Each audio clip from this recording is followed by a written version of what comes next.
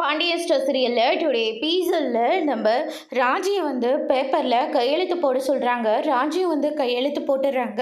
அத்தை ரொம்ப பாவம்ப்பா, அத்தை மட்டும் இல்லை, இங்கே இருக்கிற எல்லாருமே பாவம்ப்பா, எப்படியாவது இவங்கள வெளியே கூட்டிகிட்டு வந்துடுங்க அப்படின்ற மாதிரி சொல்லிடுறாங்க. இன்றைக்கி ஒரு நாள் நைட்டு மட்டும் பல்ல கடிச்சிக்கிட்டு அந்த இடத்துல இருங்க, மற்றதெல்லாம் நாளைக்கு பார்த்துக்கலாம், நாளைக்கு கண்டிப்பாக வீட்டுக்கு கூட்டிகிட்டு வந்துடுவோம் அப்படின்னு சொல்லிட்டு சக்திவேல் முத்துவேலுன்னு சொல்லிட்டு எல்லாருமே ஆறுதல் சொல்லிக்கிட்டு இருக்காங்க. அதுக்கு அடுத்ததாக அரசு இருந்துட்டு அம்மா அப்படின்னு சொல்லிட்டு கோமதியை கட்டி பிடிச்சி அழுந்துட்டு இருக்காங்க. இன்னொரு பக்கம் அழாத அரசி, உனக்கு ஒன்றும் ஆகாது, எங்களுக்கும் ஒன்றும் ஆகாது, நாளைக்கு கண்டிப்பாக நாங்கள் வெளியில் வந்துடுவோம், அதனால் அப்பா கிட்ட ஒரு வார்த்தையை சொல்லிவிட்டு மீனா பாரு உனக்காக காத்துக்கிட்டு இருக்கா, நீ வீட்டுக்கு போமா அப்படின்ற மாதிரி சொல்லி விட்டுடுறாங்க.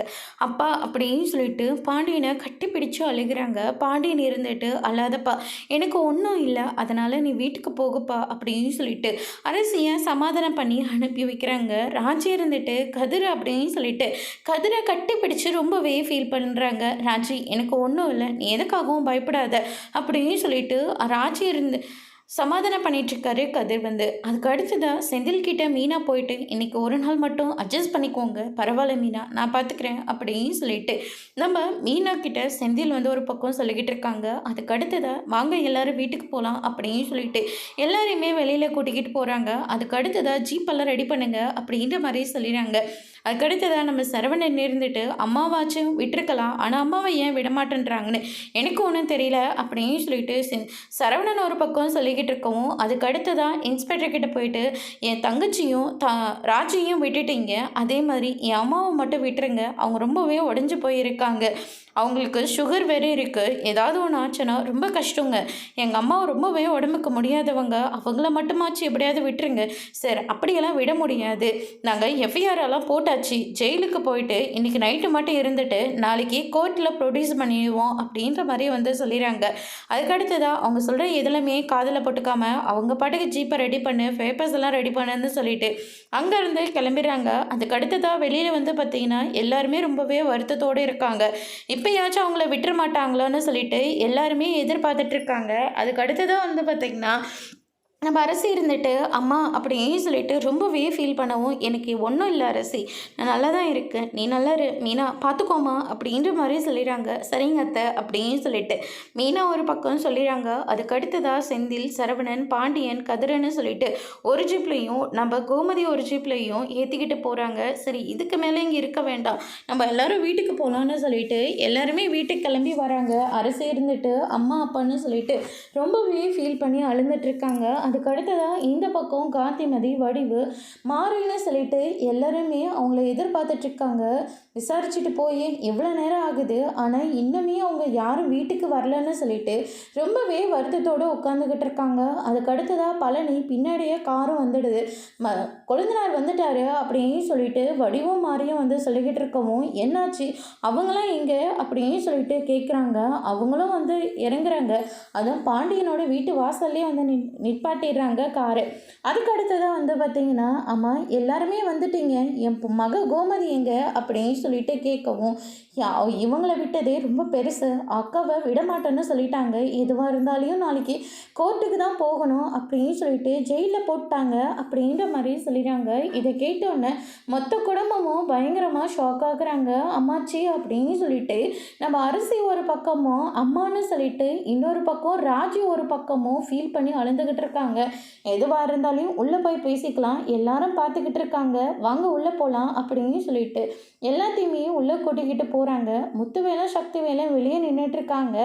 அதுக்கு அடுத்ததான் நம்ம பழனி இருந்துட்டு என்னென்ன இவ்வளோ தூரம் உள்ளே வாங்கின பிள்ளைங்கள்லாம் உடைஞ்சு போயிருக்காங்க, நீங்கள் உள்ளே 2 வார்த்தை ஆறுதலாக சொன்னாக்க கண்டிப்பாக அவங்க ஏற்றுப்பாங்க, ப்ளீஸ்ண்ணே உள்ளே வாங்க அப்படின்னு சொல்லிட்டு பழனி இருந்துட்டு முத்துவேலையும் சக்திவேலையும் பாண்டியனோட வீட்டுக்கு கூட்டிகிட்டு போகிறாங்க. மச்சான் உடஞ்சி நான் பார்த்ததே இல்லை, மச்சான் ரொம்பவே உடஞ்சி போயிட்டாரு, தயவு செஞ்சு நாளைக்கு தலையை அடமானம் வச்சாவது நம்ம அவங்கள வெளியே கூட்டிகிட்டு வந்துடணும் அப்படின்னு சொல்லிட்டு பழனி ஒரு பக்கம் சொல்லிக்கிட்டு இருக்காங்க. அதுக்கு அடுத்ததா வந்து பார்த்தீங்கன்னா, ராஜி இருந்துட்டு அத்தை, மாமா, கதிர் மாமா, செந்தில் மாமா, ரா கதிருன்னு சொல்லிட்டு எல்லாருமே ரொம்ப பாவம், அத்தை ரொம்ப பாவம் அப்படின்னு சொல்லிட்டு ரொம்பவே ஃபீல் பண்ணி அழுந்துட்டுருக்காங்க. முத்துவேல் இருந்துட்டு, "அதான் நாளைக்கு நாங்க வெளிய கூட்டிட்டு வந்தா சொல்லிட்டோம்ல. நீ எத நினைச்சும் வருத்தப்படாத ராஜி. அதான் நாங்க எல்லாரும் இருக்கோம்ல. அமைதியா இரு" அப்படின்னு சொல்லிட்டு நம்ம முத்துவேல் வந்து ராஜிய வந்து சமாதானம் பண்ணிட்டு இருக்காங்க. சக்திவேல் இருந்துட்டு, "இவங்களுக்கு சாப்பிடறதுக்கு ஏதாச்சும் ஏற்பாடு பண்ணு. அதே மாதிரி நாளைக்கு வெளிய கூட்டிட்டு வந்துடலாம். நீங்க யாரும் பயப்படாதீங்க. எல்லாரும் பேசாம அந்த வீட்டுக்கு வந்துருங்க" அப்படின்னு சொல்லிட்டு கூப்பிடுறாங்க. "வேண்டாம்ப்பா, நாங்க இங்கேயே இருக்கோம். அதான் நானும் இருக்கேன்ல. நாங்க இங்கேயே இருக்கோம்" அப்படின்னு சொல்லிட்டு நம்ம ராஜி மீனாலாம் வந்து சொல்லிடுறாங்க. பழனி இருந்துட்டு, "அண்ணன் நான் இங்கேயே இருந்து பிள்ளைங்கள பார்த்துக்கிறேன்" அப்படின்னு சொல்லிட்டு நம்ம பழனி ஒரு பக்கம் சொல்லிடுறாரு. அதுக்கு அடுத்ததா, "பார்த்துக்கோடா, பிள்ளைங்களாம் ரொம்ப உடஞ்சு போயிருக்காங்க" அப்படின்ற மாதிரி கதிரும் நம்ம முத்துவேலும் சக்திவேலும் வந்து சொல்லிட்டு இருக்காங்க. அதுக்கு அடுத்ததா இந்த பக்கம் வந்து பார்த்தீங்கன்னா, என் பொண்ணு யாருக்கு என்ன பாவம் செஞ்சாலோ தெரியல. என் பொண்ணு அவள பெத்த பொண்ணு மாரி பார்த்தாளே! ஆனா இப்ப அவளால என் பொண்ணு ஜெயில்ல போய் கஷ்டப்படுறாளே! என் மாப்பிள பேர புள்ளைங்கன்னு சொல்லிட்டு எல்லாருமே ஜெயில்ல கஷ்டப்படுறாங்களேன்னு சொல்லிட்டு அம்மாச்சி ரொம்பவே வருத்தத்தோட இருக்காங்க. அதுக்கு அடுத்ததா இந்த பக்கம் நம்ம கோமதி தனியா செல்லலையும், அதே மாரி செந்தில், கதிர், சரவணன், பாண்டியன்னு சொல்லிட்டு ஆளாளுக்கு எல்லாரையும் தனித்தனியா பிரிச்சு போட்டுடுறாங்க. எல்லாரும் ரொம்பவே உடைஞ்சு போயிருக்காங்க. நம்ம கோமதி ஒரு பக்கம், "நான் யாருக்கு எந்த ஜென்மத்துல என்ன பாவம் செஞ்சேன்னே தெரியலையே. எங்க குடும்பத்துக்கா இப்படியெல்லாம் நடக்கணும்" அப்படின்னு சொல்லிட்டு ரொம்பவே வருத்தப்பட்டுட்டு இருக்காங்க. மயில கல்யாணம் பண்ணிட்டு வீட்டுக்கு கூட்டிட்டு வந்தது, மயில பத்தின உண்மை தெரிஞ்சு அவங்கள அவங்க அப்பா அம்மா வர சொல்லி வீட்டை விட்டு வெளியே அனுப்புனது, மயிலோட அம்மா சாபம் விட்டு பேசினதுன்னு சொல்லிட்டு எல்லாத்தையுமே நினச்சி பார்த்து ஒவ்வொருத்தரா ஒவ்வொரு நினப்பா நினச்சி பார்த்து ரொம்பவே வருத்தப்பட்டுட்டு இருக்காங்க. சரவணன் இருந்துட்டு, "இவ கூட வாழ எனக்கு விருப்பமே இல்லை, எனக்கு டிவோர்ஸ் கொடுத்துருங்க" அப்படின்னு சொல்லிட்டு சரவணன் சொன்னதுன்னு சொல்லிட்டு எல்லாத்தையுமே நினச்சி பார்த்துட்டு இருக்காங்க. அதுக்கு அடுத்ததா, "நானும் அதை கூட தாங்கிப்பேன், ஆனால் என் பொண்டாட்டி கோமதி எப்படி தாங்கிக்க போகிறாளோ தெரியலையே, அவளுக்கு வேற உடம்பு முடியாமல் இருக்கே" அப்படின்னு சொல்லிட்டு பாண்டியன் வந்து கோமதியை நினச்சி ரொம்பவே வருத்தப்பட்டுட்டு இருக்காங்க. இந்த பக்கம் நம்ம கதிர் இருந்துட்டு, "என் அண்ணன், என் அப்பா எல்லாரும் எங்கே இருக்காங்க, என் அம்மா நல்லா இருக்காங்களான்னு சொல்லிட்டு கதிர் ஒரு பக்கம் துடிச்சு போகிறாரு. இன்னொரு பக்கம் நம்ம செந்தில் இருந்துட்டு, "இவங்க எல்லாத்தையும் எங்கே போட்டிருக்காங்கன்னே தெரியலையே, குடிக்க வர தண்ணி கொஞ்சம் கூட நல்லாவே இல்லை" அப்படின்னு சொல்லிட்டு செந்தில் ஒரு பக்கம், சரவணன் ஒரு பக்கம்னு சொல்லிட்டு ரொம்பவே வருத்தத்தோடு இருக்காங்க. அதுக்கு அடுத்ததாக கோமதி இருந்துட்டு, "இதுக்காகவா நான் உனக்கு கோயில் கோயிலாக நான் போனேன், இன்னும் ஒரு நாள் இல்லாமல் எல்லாத்துக்கும் நான் விரதம் இருந்தேனே, இதுக்காகவா, இவ்வளோ தூரம் நான் கஷ்டப்படுறதுக்காகவா, இன்னும் நான் என்னெல்லாம் பார்க்க போகிறேன்னு எனக்கு தெரியலையே" அப்படின்னு சொல்லிட்டு கோமதி ரொம்பவே ஃபீல் பண்ணி அழுந்துட்டு இருக்காங்க.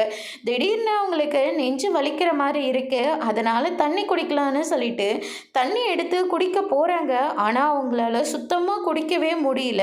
ரொம்பவே இரும்பிக்கிட்டே இருக்காங்க. திடீர்னு நெஞ்சை பிடிச்சிக்கிட்டு தண்ணியும் குடிக்க முடியாமல் கீழே மயக்கம் போட்டு விழுந்துடுறாங்க. அதோட இன்னைக்கான எபிசோட் முடிச்சிருக்காங்க. இனி பாண்டியன் ஸ்டோரில் அடுத்தடுத்து என்னெல்லாம் நடக்க போகுது, கோமதிக்கு அப்படி என்னதான் ஆச்சுன்றதை வரப்போகிற எபிசோடில் பார்க்கலாம். தேங்க்யூ.